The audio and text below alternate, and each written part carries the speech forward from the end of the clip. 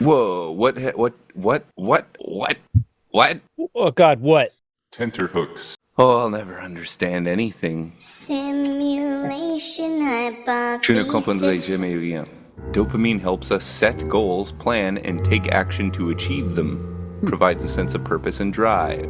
Dopamine is involved in controlling muscle movements and maintaining balance. Dopamine helps us concentrate and stay focused on tasks. Dopamine contributes to feelings of well-being and happiness. A penis? Dopamine is released when we experience pleasurable activities such as eating, sex, or social interaction, social intercourse. It reinforces these behaviors and motivates us to seek them out to gain. Oh, you do Cocaine. Nick Bostrom's like normal. There's no reason to really comment on that. It's just perfectly normal. Like, yeah, I'm just making an argument for Who's this. this dude? Okay, so he's like a figure. Okay, I didn't realize he was like out there. Why our brains themselves may be simulated. Yeah, that'll just give us like a grab bag. Grab bag. That's the simulation theory 10 scary clues you can't ignore. Some philosophers, like Nick Bostrom, have cooked up a theory that feels like it can't be real, but it is actually taken quite seriously by some scientists. They say there's a high chance that we are living in a simulation. Bostrom argues that one of these three scenarios is probably true. First, that extinction is the norm. Almost all. Nah. What is it that makes it so obvious she's like reading something? You can't connect with what she's saying because it feels like she's reading something. Like Yeah, it feels like she's not present with what she's saying. The channel is most amazing top 10, so they're just cranking these fuckers out. And AI probably wrote it. You got no hot rock. Get more hot rock on that. Personal preference, I'd rather not watch a Joe Rogan thing. Well, if that makes sense. I mean, fucking, why not? We could talk about that. Why not's a great question. He's kind of forced to go down this rabbit hole of sensationalism, which initially I don't think he did.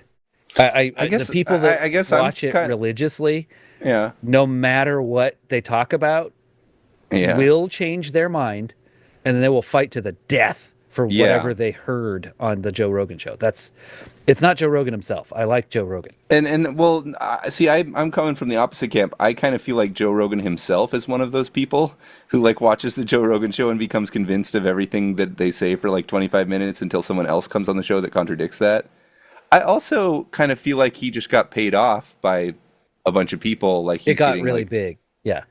Yeah, like he's influenced now because his views seem to have changed like really, really fundamentally. In both of our camps, it's bigger than Joe Rogan now. Why then would you not comment on that occurring? I fell in love with Joe Rogan on news radio. Yeah. What do you mean? Ugh? It's like one of the best shows ever made. I don't like spam. And his character, Joe, well, his job was handyman. A little bit of conspiracy theorists and actors talking about working with him on the show. They let him sort of write some of his own dialogue in those scenes because that's who Joe Rogan is. He's very like, he gets a passion for something and then 100% all out either exhausts it till he doesn't believe it or exhausts it until he's locked in. And I feel dedicating himself to this podcast.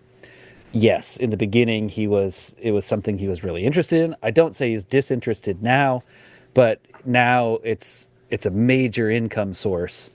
And to lop off the head of that thing would be life-changing money gone. He kind of has to do the show now. It's not a passion project anymore. The guy who left the comment, now I have found the end of the internet. I don't know how I got here, and this is all gibberish. Definitely watches Joe Rogan. I think probably most of them did at one point. You know, I mean, I feel like anyone watching our show is probably familiar with it. I think everyone on Earth is probably familiar with it who's ever listened to a podcast. If you're into podcast culture, then how would you not know? That's a given, right? Yeah, it's huge. But the vast majority of that population are trolls who will believe anything he says, commit it to wholehearted truth, and then fight you only knowing that much. Nobody wants to be swayed, right? But I mean, they're not open.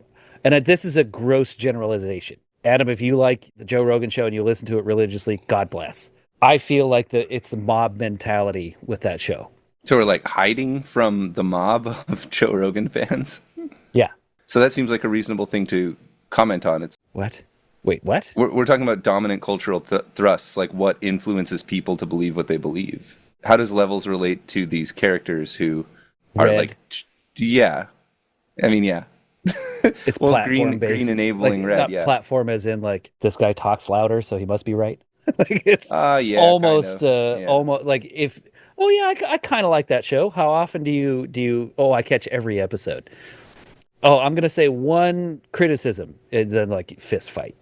You're going against my belief system, which isn't even mine. It's been fed to me. If you like argue with them, yeah, it makes them mad because they were trying to show you like how Their depth. I guess depth. Like they're kind of From taking one credit for source. thinking of it. That's fine. I mean, everyone does Yeah. that, but they're not thinking critically about it. They're just like excited to share a fascinating idea, but then as they feel challenged, as though this was their idea, ironically. As they feel challenged by it, then they just kind of keep doubling down. Like, well, if you watch the show, they don't challenge it that way, so it must be Right. true. Exactly. It's the quality of argument you're going to get from that camp. I might be wrong here, dude. I've never run into a good conversation where their sole source of information was from Rogan show.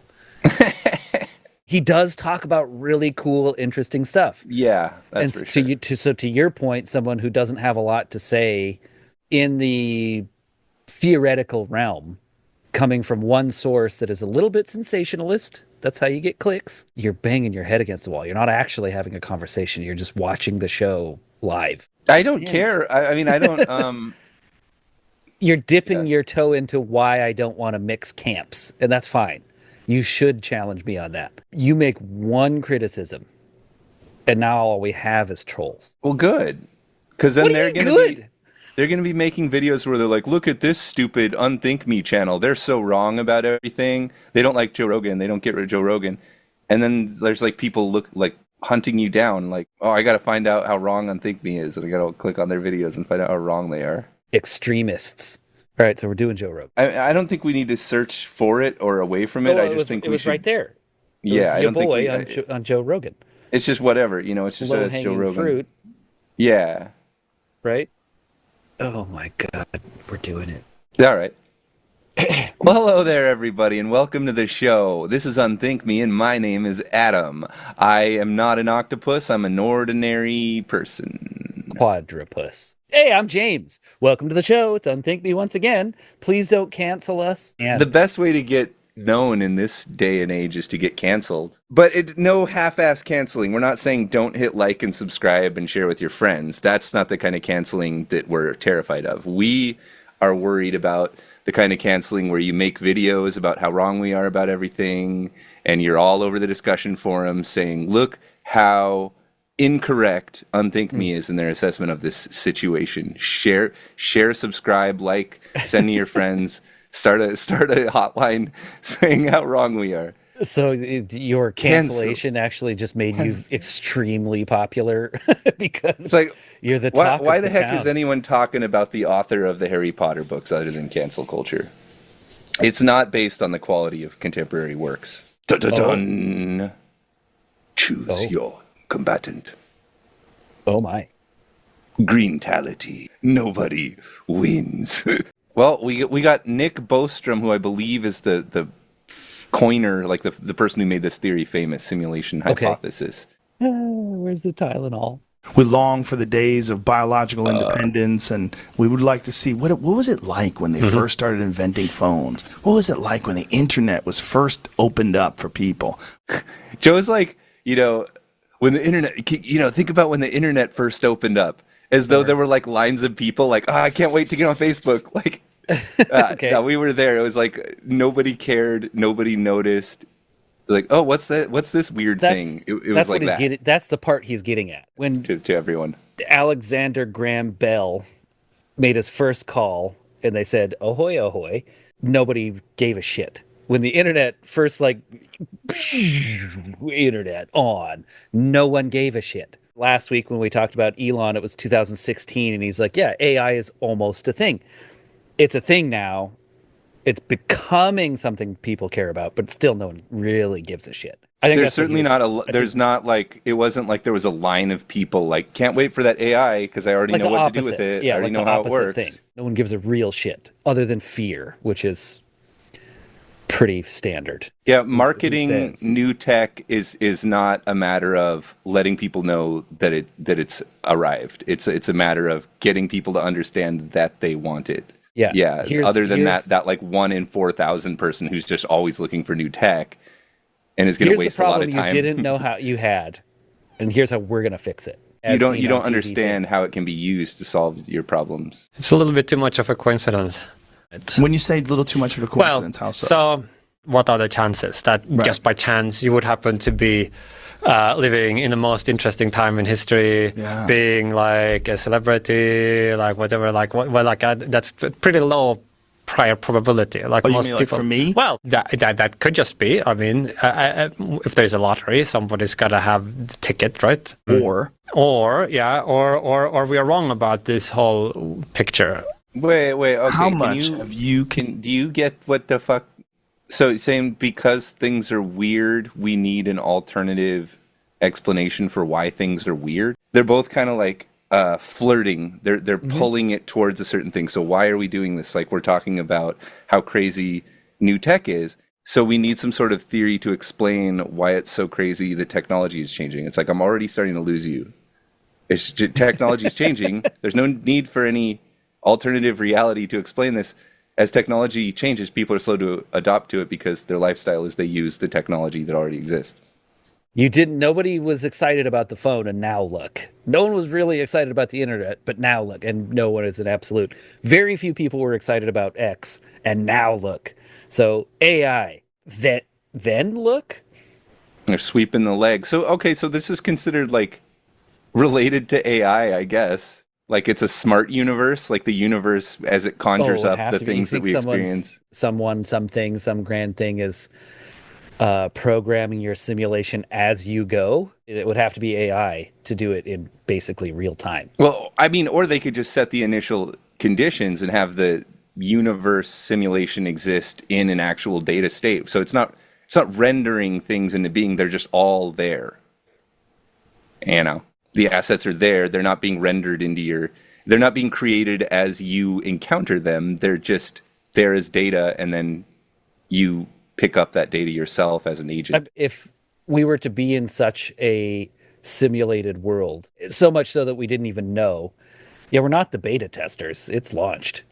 I don't think they're still building it. What I mean is, there's this idea with deGrasse and everything where they're talking about how it's procedurally generated. New York City does not exist until I need it to, kind of thing. Well, that's just one way of making a simulation. So that would be AI, you know.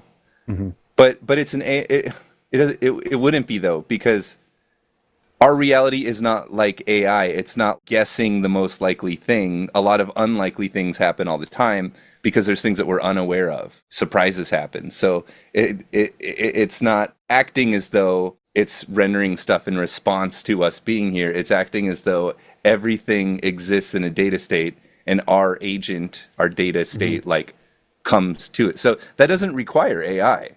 That just requires lots and lots and lots and lots and lots of data. Pre-programmed things. Yeah, because otherwise, if you and I experience a situation together, James's AI might conflict with Adam's AI, and we'll both look crazy to each other. You know, your AI universe, it made a balloon there because your reality needed a balloon in it, but mine didn't need a balloon. That never ever happens. I mean, maybe that's what's happening when people actually have hallucinations or something, but it doesn't happen enough that we should assume that AI is generating our reality procedurally. I mean, I think that's probably the dumbest thing in these arguments, is the idea that like it's Minecrafting, there's fog of war, and it's just like making up stuff as you drive towards it. That's probably the most absurd thing. It would have to be a single AI at the top with separate AI programs writing your experiences, but that top one is what's stopping my balloon from showing up in your reality. It's Fair stopping enough. the balloon at all because something in there would error. Yeah, so in that case, you're saying the AI isn't generating it in real time for me. It generates or generated the entire thing that everyone can see, the universe or whatever. It generated that at some point in time. And now we like Minecraft has a seed, it creates your world, and then you're able to move through it, as I understand. It's not, as I understand, it's not generating distant lands as you approach them. It kind of has that all saved up as a seed. So that's your right quadrants. That's your universe. May have been generated by AI, but it is not now AI. It is now data states. It's like a saved thing on the universe drive. So if anything, we're AI. Like human agents would be the AI in the system. Each human agent would have AI writing what's next based on the decisions you've made. It's not all just pre-written, but there is generally like a higher level thing with very strict rules to not crash the program. So if there are NPCs, then that is AI, or it's AI that's generated by the initial conditions of the universe, like the AI. So in the program, the if /semicolon, there is no list. There's like several planets worth of servers storing all this pre-written data. Exactly. It would have to be enormous. I mean, you have your 100-yard sphere, and you have only 10 minutes behind and forward. Even that is planetary in size and our little star's power to maintain. I think we're in accord that they're trying to set up that you don't know anything. literally just trying to follow what they're arguing. I think they're arguing now that we are idiots. Oh, well, everyone, including them. Yeah. They're not saying that they're better. They're just saying we are all idiots, except that we know nothing. And then let's move forward. Now that we're back down to the drawing board with nothing on it, let's start to draw our own picture. Lubricating us up with the wouldn't it be possible. They're like, well, there's a lot of stuff we're confused about. Look back at this thing. Look, that no buddy, one you're expected. Confused, right? I'm confused. You're confused. Lots of crazy stuff going on here, huh? I mean, you've never tried cocaine. I mean, what do you mean? Like, people say it's really fun, right? I mean, dopamine. What do we know? What do we know, huh? Crazy world, right? All right. Exactly. I think if you are just going about your daily existence, then it might not really be very useful or relevant to constantly bring in hypotheses about the nature of our reality and stuff like that. Boom. Because for most of the things you're doing on a day-to-day basis, like they work the same, whether it's inside a simulation or in basement level physical reality. Like you still need to get your car keys out. You still need to, maybe it's a possibility, like, it could all be a dream. It could be a simulation. Like that there is this specific argument that kind of narrows down the range of possibilities, and where the simulation hypothesis is then one of only three options. What are the three options? Well, one is that there is almost all civilizations at our current stage of technological development go extinct before reaching technological maturity. Kind of would be bad news. Could you define technological maturity? Well, say having developed at least all those technologies that we already have good reason to think are physically possible. If almost all civilizations at our stage failed to get there, that's bad news, right? Because then we'll fail as well, almost certainly. Option two is that there is a very strong convergence among all technologically mature civilizations, in that they all lose interest in creating ancestor simulations or these kinds of detailed computer simulations of conscious people, like their historical predecessors or variations. So maybe they have all of these computers that could do it, but for whatever reason, they all decide not to do it.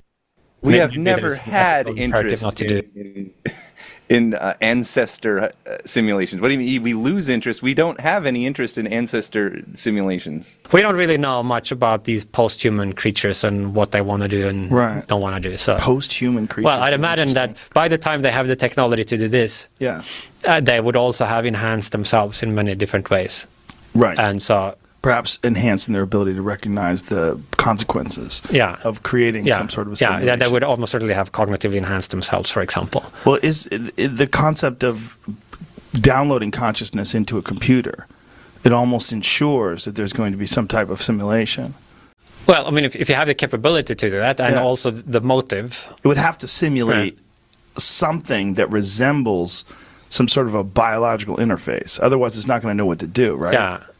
So we have these kind of virtual reality environments now that are imperfect but improving. Yes. And you could kind of imagine that they get better and better, and then you have a perfect virtual reality environment. But imagine also that your brain, instead of sitting in a box with big headphones and some glasses on, like that the brain itself also could be part of the simulation. The Matrix. Well, I think in the Matrix there are biological humans Yes. outside that plug in, right? Right. Include in the simulation, just as you have maybe simulated coffee mugs and cars, etc. You could have simulated brains. You could, in principle, have conscious experiences implemented on different substrate. It doesn't have to be carbon atoms, as is the case with the human brain. It could be silicon atoms. That what creates conscious experiences is some kind of structural feature of the computation that is being performed. You could have a simulation with detailed simulations of brains in it, where maybe every neuron and synapse is simulated, and then those brains would be conscious. And what's number 3? That we are in a simulation, the simulation hypothesis. And where do you lean? I've refrained from giving a very precise number, partly because, I mean, if I said some particular number, it would get quoted and it would create this maybe sense of false precision. Mm-hmm. Like a specific number, like 1 in billions would be a specific number. People quote Bostrom. They I mean, in the 2 videos we've seen, they give you a number. They're like, this is 1 in billions. Billions. Well, wait a second. Yeah, so he's just saying he's hesitating. Neil's original, the first one we did on this, Neil said it was 1 in billions that were not. Yes, We most definitely are. And then 1/2. Yeah, this is why it's 1/2, right? Because in one reality, civilization will reach extinction before it gets to technological maturity, which Right. means that everything we've imagined is possible is rendered. So there's no such thing as technological maturity. Wherever you're at in technology, you will always see a further horizon with technology. So that's not maturity, that's mastery. That would be like Okay. mastery of physics in the universe. We are technologically mature as of what? Magenta? I mean, come on. Orange, at least, you know. A spear is technologically genius versus your bare hands. Yeah. All throughout history, we've had ideas of future technologies. That's not a matter of maturity. That's just like always going to be the case, because wherever you are, you're going to see the potential for more. When will we ever not be able to imagine beyond our technology? When will that ever happen? Yeah. I guess you could imagine a time when we pretty much have like all the theories sorted out, and then it's just a matter of like, can we afford, like, would this new technology be efficient? Would it be worth doing? This is where we're talking about civilizations outgrow the desire to do that. So I think that was number 2, right? Is that civilizations Just do lose reach interest. technological maturity. They converge together into like a meta civilization, and they all kind of just understand there's no reason What a to waste make of time to create an a ancestor simulation. I'm still stuck on the first one. Like, I don't want to move away from that, because you're telling me at one point in a society, humans or not, I don't care, they get so lazy that they don't imagine anything greater than what they already have. There's no one out there thinking, yes, we can create everything we need to sustain our own lives out of thin air. And so we're done. We don't need to invent anything else. We don't need to improve anything else. In fact, Right. I can't even think of anything better than what we already have. Can my sandwich get here a little bit faster? Like a nanosecond? I mean, could the food simulator make it slightly warmer? That doesn't happen because we've reached maturity. Like, that doesn't. Yeah. So I mean, I don't know. I think that's an impossibility. And maybe in this like galactic frontier where we've mastered space and time and can make full simulations, maybe then we're like, okay, that's technological maturity. We didn't understand this concept before. Well, maybe. What do you mean? Bostrom, who proliferates this theory, is of the mind that quite possibly we aren't in a matrix. There's not some future thing where we plug ourselves into the simulation, our physical bodies, our brains, are fake simulation items, and they're able to generate consciousness within the simulation. So it's not moving our consciousness from the future to the ancestor simulation. It's just generating us in there. So I had come up with this last episode. This is everyone is NPCs. There are no participants inside of the Matrix. They're all a form of AI generated by creating the initial conditions of brains, which philosophically does nothing for us. Now we have a mysterious universe that was created by some people-like things instead of a mysterious universe that just happened. Here, people are doing this a lot. Ken Wilber's done it. Joe does it a lot. Downloading consciousness. Oh, yeah. It's a finite quantity.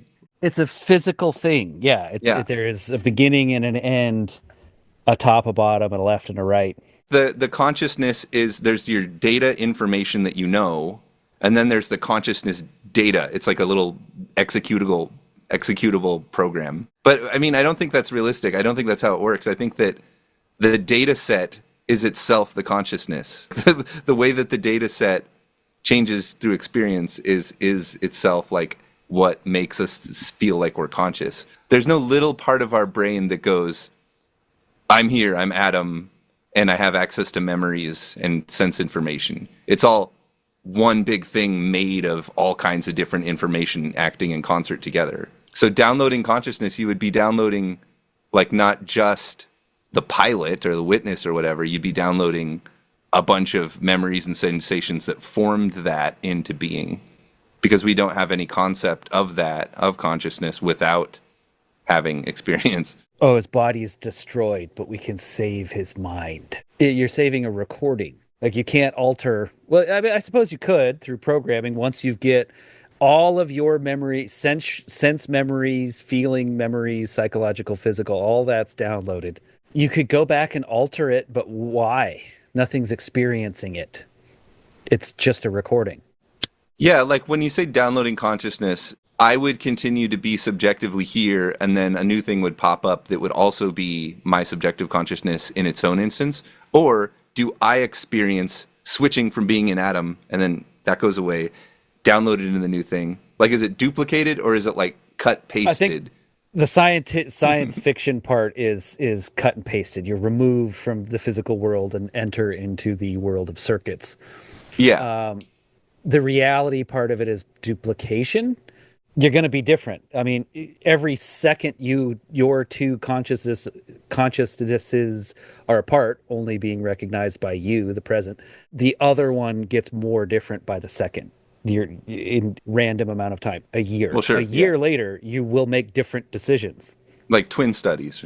You're basically the friggin' same. Disgusting. Every second that goes by and you're creating your own world around yourself. If you made a duplicate instance of me right next to me, I wouldn't experience both atoms. We would each experience the atom. Like, I don't see any case for there being movement of consciousness. Like, I would experience myself becoming a different data set in real time. That's like, that is fantastical. That I don't think is real. Science fiction part. Yeah.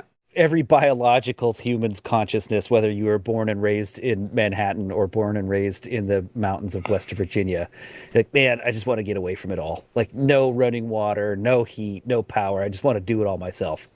Well, that consciousness that relies on electricity is never going to choose that, ever. That would be the end of existence for that consciousness. Bostrom and Joe Rogan are talking about a scenario where I guess the consciousness is generated within the simulation by the generated fake atom body that generates there is no meta reality atom plugging himself into the matrix and coming. So there's no other me. There's no meta world me. In the popular notion of simulation theory, that is the idea: a matrix and an outer world. There's a physical atom somewhere else, yeah, or a physical alien, physical body is not what you're experiencing. And this has intense ramifications for how we consider the base reality. The scenario that they're portraying is that this is us as we evolve to technological maturity. We then desire to go into, download into this simulation. But that's not what they're proposing here. They're saying those beings of the future decide to make a simulation. Nobody's in it. They're not in it. It's just a simulation. I'm going to make something that no one is a part of. No one's in it. They're all fake simulated. So that was my idea too. And that's a whole different deal. Like we should really call these like simulation theory like A and B or something, because it's a whole in that different simulation, if we are in that one that no one's in, we have spawned self-realization and consciousness beyond, and that's why we're right now at the cusp of realizing we're in a simulation, is because we don't actually exist. And some glitch in this program, we've become self-aware. Oh, I guess. I don't know if that's what I mean, maybe. I mean, when we're talking about billions to one, anything can happen. Billions to one. Yeah, if we make up numbers to justify it. Quantum physics, because it's unprovable on every scale. You can have a lot of really solid theories. And again, if this is the theory that we're going with, that there's no movement between outer reality and internal reality, again, this is no different than just being in a universe. This has no implications for anything. We're just saying, instead of calling this thing the cosmos, it's a simulation. We've just renamed it.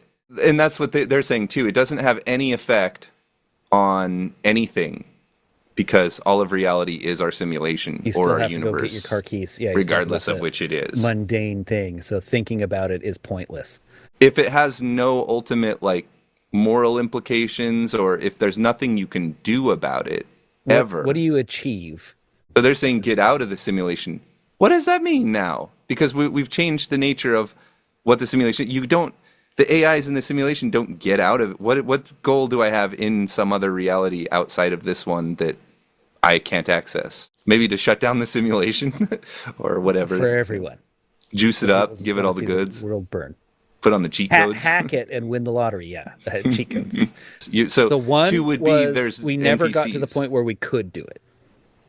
Yes. It's impossible because we never got there. We became extinct, or every other life form that ever got to the point of technology failed in making it.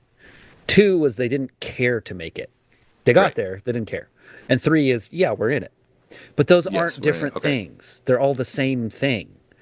You didn't get there. That's a time frame thing. That's not in a simulation or not.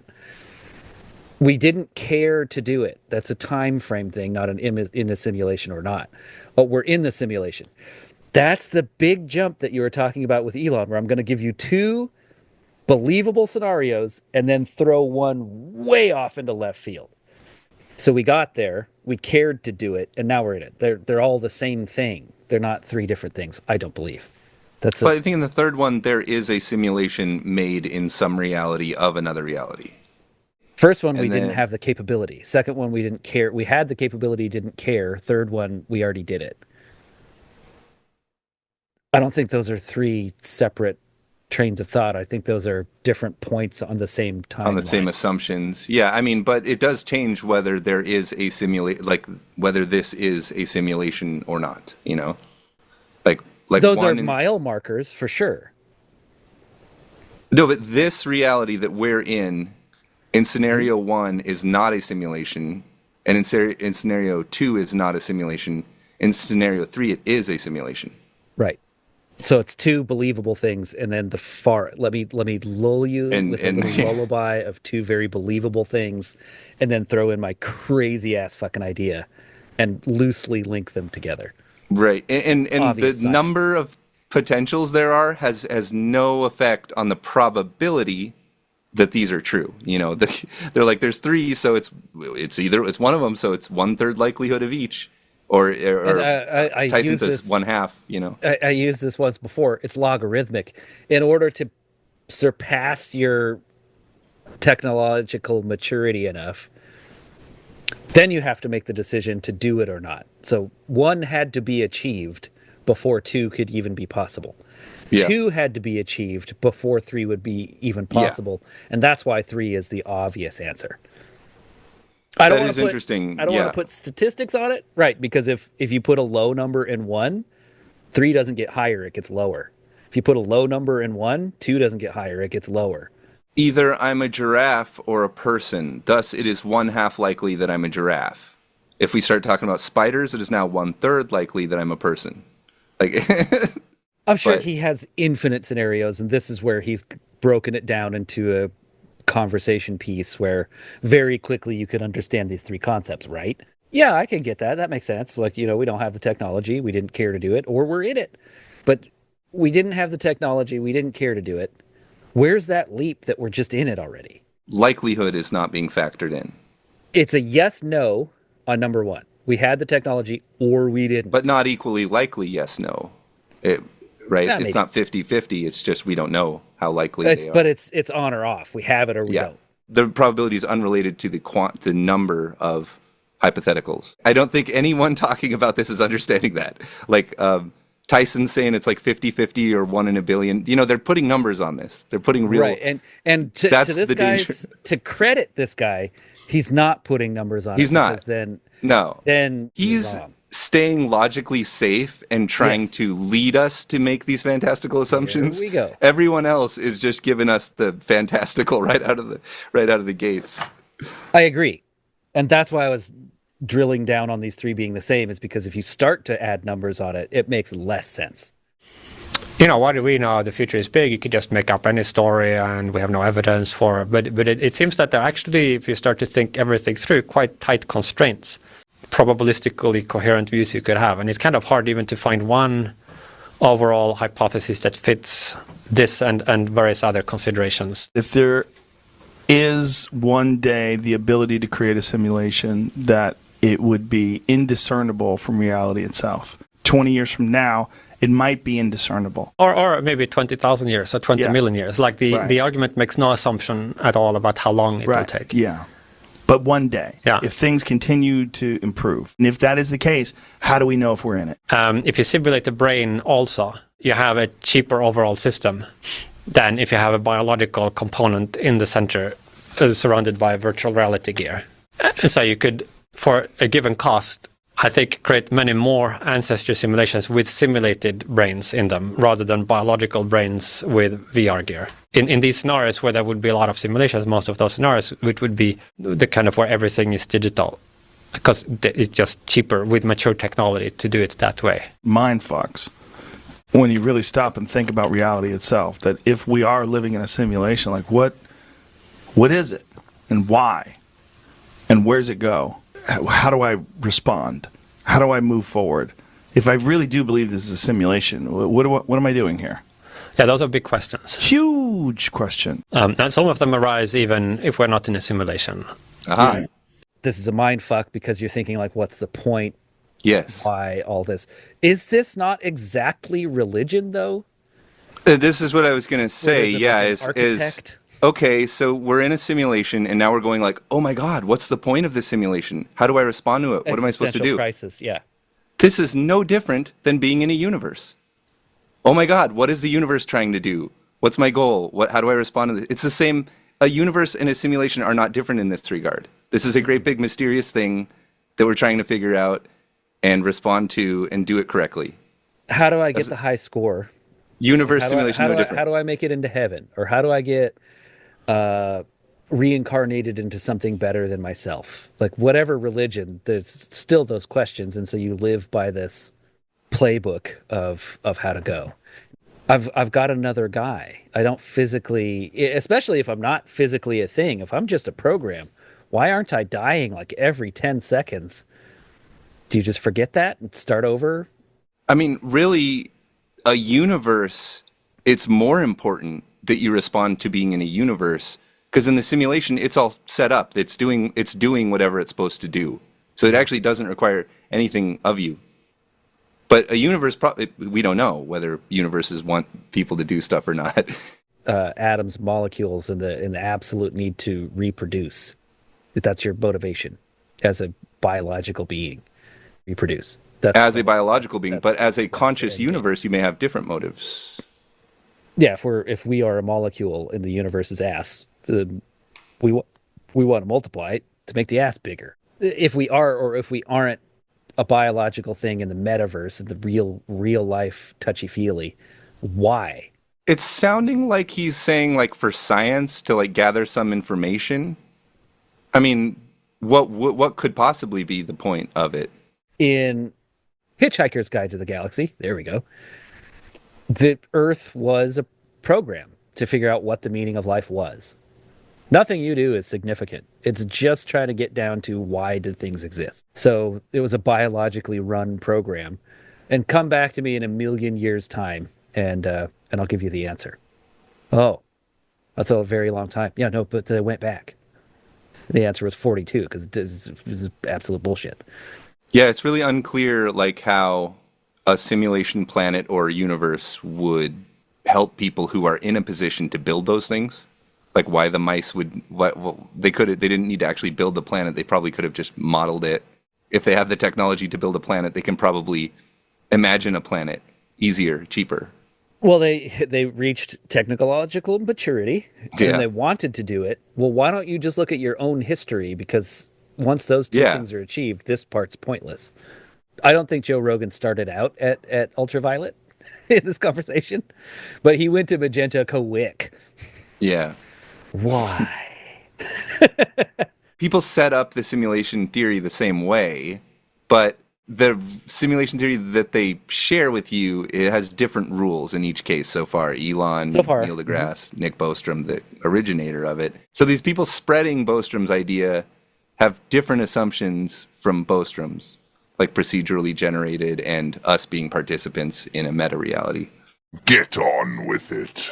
And aren't there people that have done some strange, impossible to understand calculations that are designed to determine whether or not there's a likelihood of us being involved in a simulation currently? Yeah, I think it slightly misses the point. I think it misses the point because then you won't be interested in this anymore. Attempt to try to figure out the computational requirements that would be required if you wanted to simulate some physical system with perfect precision. If we have some human, a brain, a room, let us say, and we wanted to simulate every little part, every atom, every subatomic particle, the whole quantum wave function, what would be the computational load of that? And would it be possible to build a computer powerful enough that you could actually do this? The way that this misses the point is that it's not necessary to simulate all the details in an ancestry simulation. You would only have to simulate it insofar as it is perceptible to the observer inside. I don't know. Here we are again, and that this entire universe was created just for you. I mean, there would be artifacting. This is what glitches are, is if you don't consider things down to the quantum level, there's butterfly effects. Something's going to fuck up. You're going to be walking and then all of a sudden be like halfway in a fence, like just glitching out. Like we're in here performing the double slit experiment. The algorithm's just like, oh shit, they're doing it. Like, give them a show. Make it look like something. And then we're like figuring out like quantum theory that's being faked at us in real time. It's like, God, no wonder everything's so strange down there. They're just throwing crap at us to shut us up. Why it's missing the point, why you shouldn't listen to people who are mathematically working this out, is because you wouldn't understand. You only need to understand what you can see. But the answer to those two things, I think, is yes. Can we mathematically figure out down to the atom in a tangible size? Let's say it's the 100-yard sphere. Yeah, you could math that out. But that's a real number. We can come to that number. It's infinitesimal in size, but that can happen. And then knowing that number, could we create a computer, a grand computer that could do that? Well, if we have the parameters of what it needs to be able to do, also yes. He's teasing us with the probabilities thing, but so far, what he's suggesting is matter itself is the most advanced computer. It's working at the quantum level. It's a quantum computer. So if you wanted to correctly model that in a simulation, you would need as much computer as there is universe. You would need like quantum computer the size of, physical size of, or something compressed or whatever, the size of whatever our perceptible realm is, assuming that we're programming down to the quantum level. And as I argue, like, how could you not? You would have to. This whole procedural generation thing I think it's really absurd. Like, it would be harder to do that than to calculate physics. It would be harder to fake physics than to real physics. Because you're dealing with perception as well. You're dealing with perspectives of quantum things. So it's like more chips. That's what I'm getting out of it. I don't see how that's... There are like little shortcutty things you can do. There's like compression algorithms, but I still think that would create glitch artifacts. I mean, a nuclear explosion would just happen every now and then because, oops, didn't calculate that superposition. Right. Two molecules came into being overlapping each other. A proton and a neutron were overlapping each other when they came into creation 50 billion times per jiffy. Well, start back to the drawing board. It questions the possibility of it technologically. He is tap dancing his way around putting any sort of number on this, because once you hear that number, you'll be like, oh, so you're full of shit. And I think he's going to do it. I think he's going to pull that out. I mean, he might. This is his, I think he's got to. I mean, he was a little... he's bashful. I don't want to put a number here because then I'll be challenged in every direction. Correct. You will be. So be careful. Fair, and that's fair. Post-human civilization wanted to create a Joe Rogan doing a podcast simulation. They'd need to simulate Joe Rogan's brain, because that's where the experiences happen. And then whatever parts of the environment that you are able to perceive. So surface appearances, maybe of the table and walls. Maybe they would need to simulate me as well, or at least a good enough simulacrum that I could sort of spit out words that would sound like they came from a real human, right? What is happening inside this table right now is completely irrelevant. You have no idea of knowing whether there even are atoms there. Now you could take a big electron microscope and look at finer structure, and then you could take an atomic force microscope and you could see individual atoms even, and you could perform all kinds of measurements. It might be important that if you did that, you wouldn't see anything weird, because physicists do these experiments and they don't see anything weird, but then you could kind of fill in those details, like if and when somebody were performing those experiments. That would be vastly cheaper than continuously running all of this. And so this is the way a lot of computer games are designed today, that they have a certain rendering distance. Like you only actually simulate the virtual world when the character goes close enough that you could see it. Without assigning a probability to either one of those three scenarios, we know you're not gonna. What makes you think? What are the things that are convincing to you? Well, it would mainly go through the simulation argument, that if to the extent that I think the alternative two hypotheses are improbable.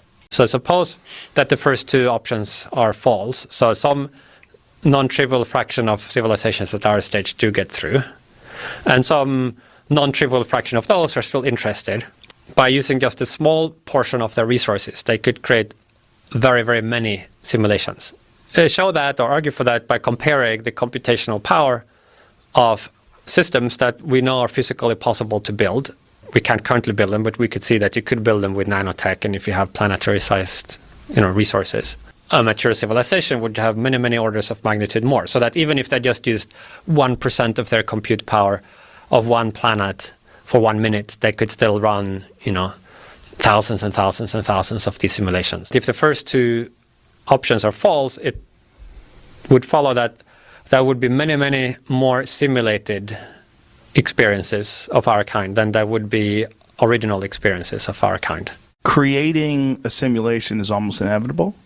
If we get past those two first options, it becomes inevitable that we pursue it. If they have the capacity, then they will do it. And the motive, and or the like the desire to use yes. Yeah, so that then that would create hugely many of these. Because it's so cheap at technological maturity. If you have a cosmic empire of resources. Well, that was the big question that Elon said he would ask artificial intelligence. He said, what's beyond the simulation? Okay.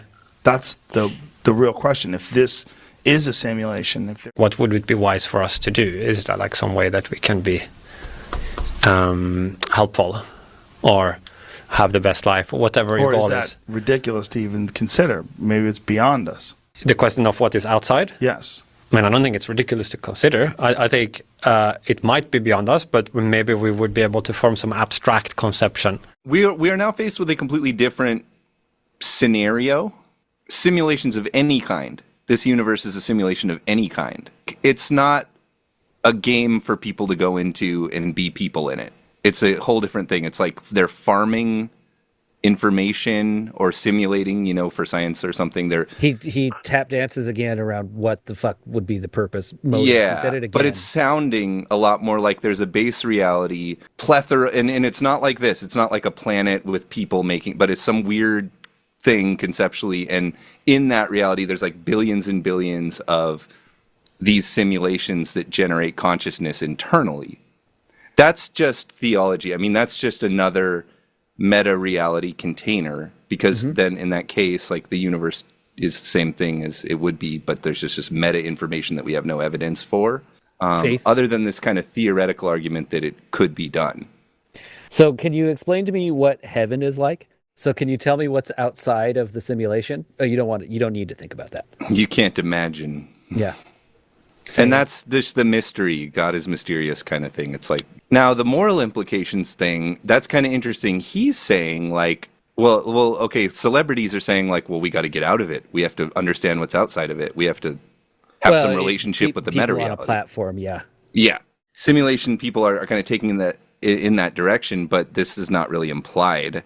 I don't know if has anyone said we need to get out of it, or they just want to know what. Elon is like, what's outside the simulation. But that's just a question. It's not how do I get out of the simulation. What's outside of it. So yeah, it's suggesting that there's some reason, like some motive to know. A horrible acid-based sulfur atmosphere existence that biological life can't exist in. That's what's outside.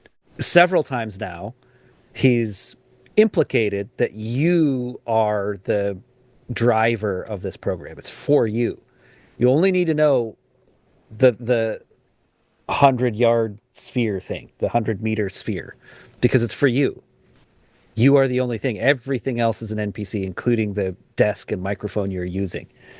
If you wanted to look deeper into those things, you could, but it would be created as you looked into it. And then once you zoomed back out, it wouldn't really exist anymore.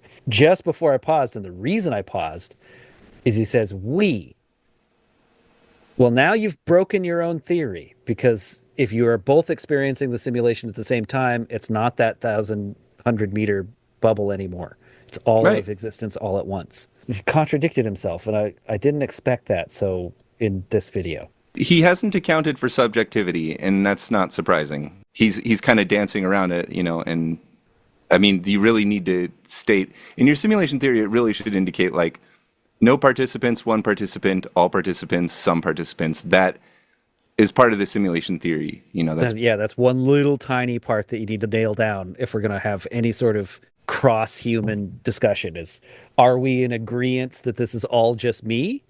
And Adam is simulated to somehow appease my simulation? Is it vice versa? Or are we both simulated and actually communicating in this sim? We need to figure that out. Am I a biological thing and you're a biological thing outside of this? And we're in it together? Are we in it now? Am I biological and you're not? But you are a computer sim and I am a biological sim? Both of them are taking it to this level where, like, well, if it is a simulation, that really means we got to figure out, what's the good life? What are we trying to do? That makes no difference to the moral implications of the universe. It's like, we have to do that either way. So why are there people who have horrible, horrible disabilities? Are they there to teach me a lesson? Because I'm the only sim? Me. Or are they actually simulating their own side where they can't walk, they can't talk, every moment of life is painful? What a horrible, why? What a dumb thing. You're putting resources into making someone's existence terrible, and they're trying to just, like, exist? To what end? My procedurally generated reality takes X amount of quantum computer chips in base reality. Right. And then he's saying, well, here we're not talking so much about simulations and simulations and simulations, but this is always implied. Well, in the base reality, you'd think that would create load on the processors. Like, it now has to multiply out how much processing it takes to power simulation inside of simulation. Now you're multiplying by factors the amount of computing power required to do that. There's kind of no way around that logic. Now I get why we make simulations. It's free energy. Inside that simulation, I've computed one universe and it's created infinite other universes. That's a savings. That's an incredible And it's run on savings. its own because the biological thing is creating the energy. Perpetual motion. It certainly is. We've done it. But it takes exactly as much energy as it creates to keep it going. So don't touch it. It's a science fair project. Because we've been dealing with this kind of video game or virtual reality concept. Okay, this is nothing like virtual reality, apparently. No. It's farming simulations. Okay, like that's fine as a supposition, as a thought experiment, a completely different thought experiment from the video game one. It's just like, okay, so maybe this universe was created for the purpose of simulating something to get information in some other reality. That has no bearing on anything here. That's theology. Wouldn't it be interesting? Like, could you imagine? But there is no evidence for it. There's no compelling reason to assume that it's that, as opposed to nothing or angels and demons or any other number of meta theories of why, otherwise self-evidently, why the universe brought life and consciousness and perhaps simulations. Well, the reason's because that happened in the original reality. Well, you still have to account for why it happened there or why it would happen at all. So it doesn't really add anything to philosophy. Calling it ancestry simulation, or what did he call it? Historic? Yeah, simulation? that's what they're calling it. Yeah, ancestor simulation. That alone implies That leads that us. you've done it already. Yeah, that's creating our misunderstandings here.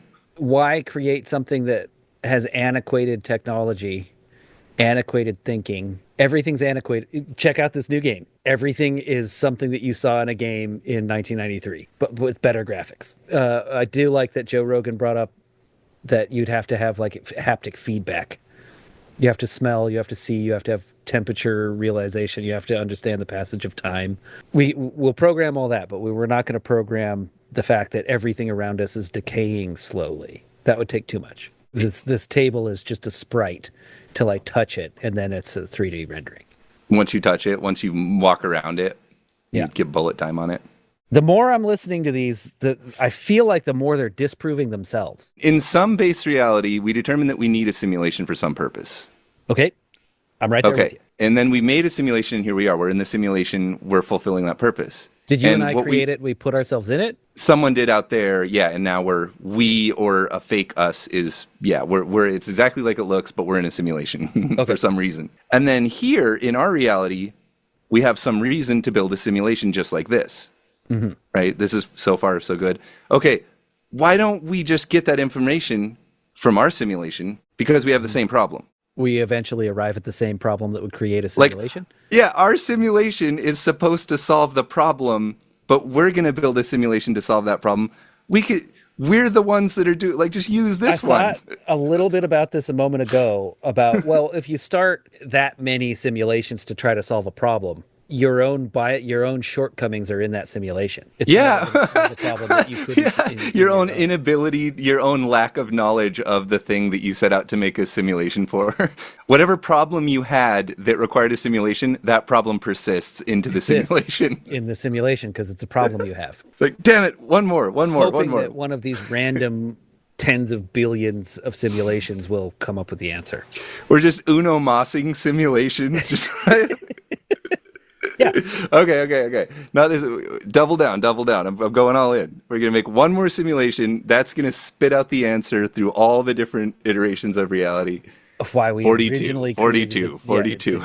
Exactly. You could more speculatively fill in more details there, but I still think that fundamentally, our ability to grok this whole thing would be very limited. There might be other considerations that we are oblivious to. That, I mean, if you think about the simulation argument, it's quite recent, right? So suppose it's correct for the sake of argument. Then up to this point, everybody was missing something like hugely important and fundamental. But what's the chances that we now have figured out the last big missing piece? Like presumably, there must be some further big, giant realization that is like beyond us currently. To know in advance what that would be? Now, is the concept that if there is a simulation that all the historical record is simulated as well? Well, so there are different options there, right? And there might be many different simulations that are configured differently. There could be ones that run for a very long time, ones that run for a short period of time, ones that simulate everything and everybody. others that just focus on some particular scene or person. You could, like, it would depend on the reasons for creating these simulations. Like, what would the interests of these hypothetical post-humans be? It seems like he was mostly just kind of treading water and saying, like, well, we don't really know what the simulation is or what it's for or what, okay, great. But he did use this word grok, and I looked it up. Did you know this word grok? No. Fucking grok? All right, yeah, it's to understand, and this is like Wikipedia, I guess. Okay. Grok means, and this is somebody's quote, grok means identically equal. The human cliche, this hurts me worse than it does you, has a distinctly Martian flavor. The Martian seems to know instinctively what we learned painfully from modern physics, that the observer acts with observed through the process of observation. Mm-hmm. The observer acts with observed through the process of observation. Grok means to understand so thoroughly that the observer becomes a part of the observed. To merge, blend, intermarry, lose identity in group experience. It means almost everything that we mean by religion, philosophy, and science, and it means as little to us as color does to a blind man. It is like Ender's Game, to truly understand the ants, you must become the ants. We make simulations to grok the simulation. Yeah. We want to understand the universe so well that we are the universe. We're grokking it from the inside out. What? For doing simulation theory for the better part of 3 weeks now. Yeah, we're going to be the world experts on this. It seems like an extremely narcissistic theory.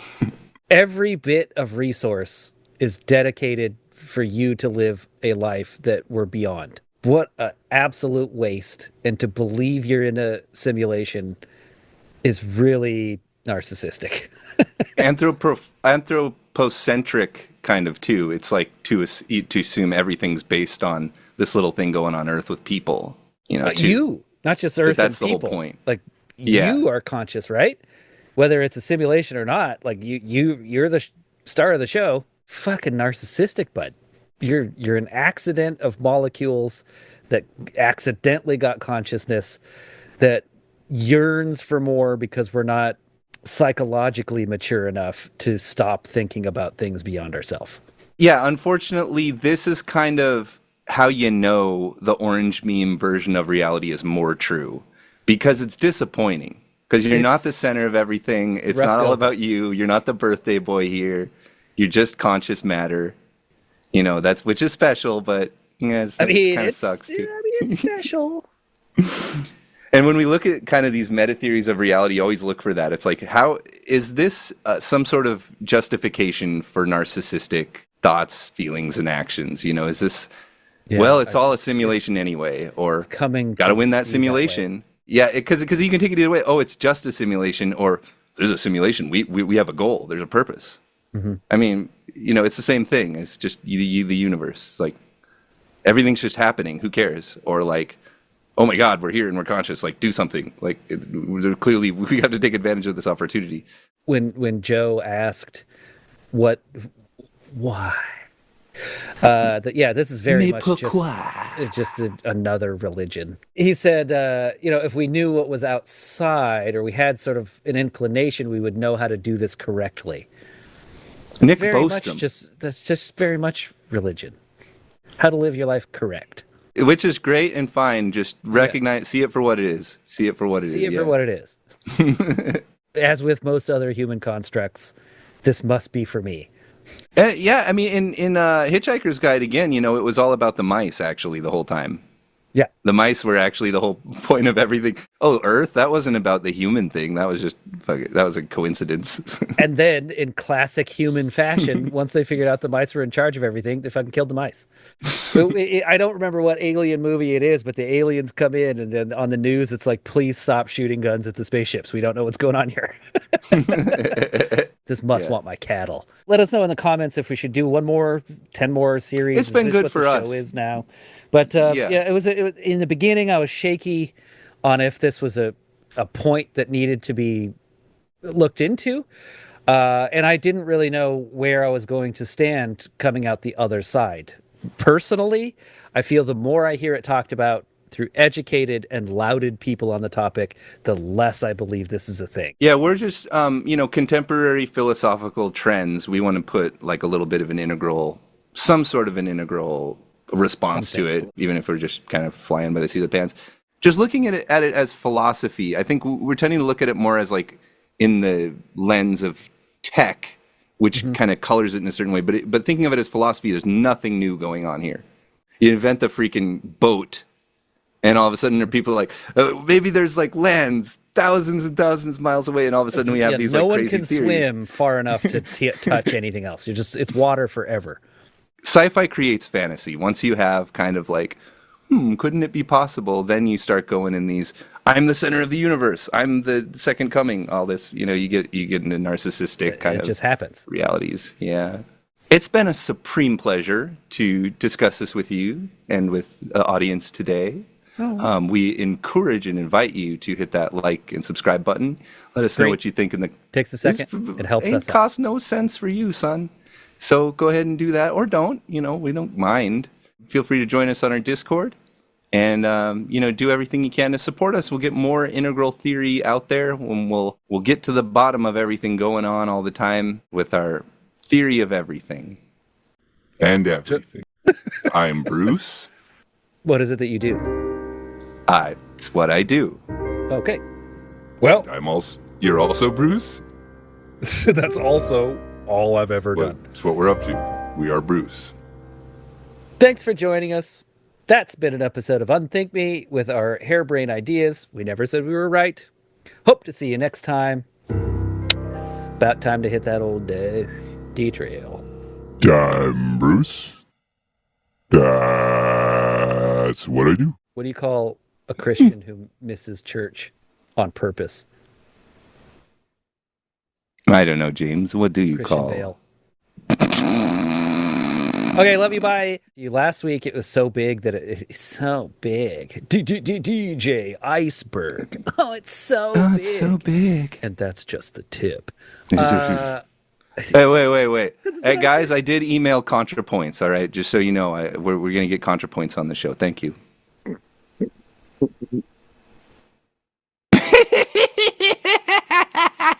That it? Like, oh, fuck.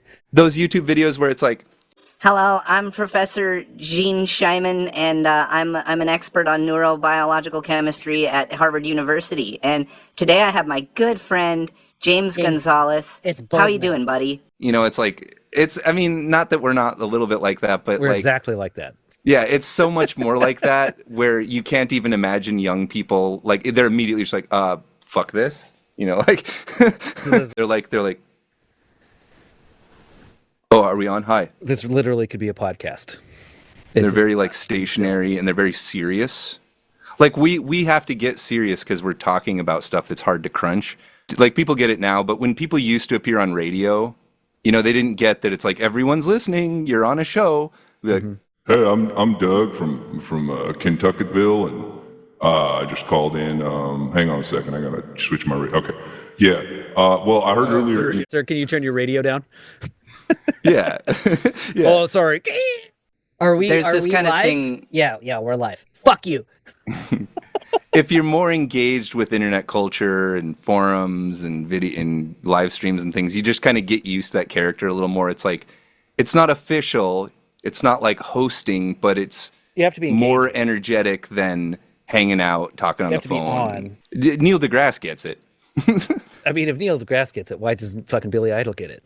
Did he? I think he did. I think he stayed alive. I think he did it. Hey, little sister, whom shall I gone down? Ooh. William Michael Albert Broad of Middlesex, London. He not did. He never did. Death. Billy Idol's death-defying fourth album. There we go. Yeah. Pick it up. Take me back home now. Billy, it's the afterlife. I need to write one more album. Okay. But that's the last one. I just need to write one more album. I'll talk to you later, Dan. Then my legacy will be secured. I'm not going to live in a fucking simulation without putting out 4 albums. Not 3 albums. I'm a fucking rock star. Albums. 5, 6, 7 even. 3 is right out. 4. That's the number. 4 shall be the number of the counting. Parking lot. And the number of the counting shall be 4. Like, death's going to be like, oh! I've been defied. Last night I saw a little girl dancing. Down with the rebel, yeah! More. Do you have to Muppet when you sing Billy Idol? Of course. Your head's wet. Does every Muppet have fucking, what is it, Lou Gehrig's? Why are you shaking so much, Muppets? Because, dude, you gotta work out the feeling. Let's make those little pink feathers on there. Yeah, it always bothered me that they don't have a hole at the back of their mouth when they open their mouth really wide and you can just see the... I'm like, how do you... The seam? You pour water through that, probably. They need a little hole there so I can believe... Do all Muppets eat krill, like they're filter feeders?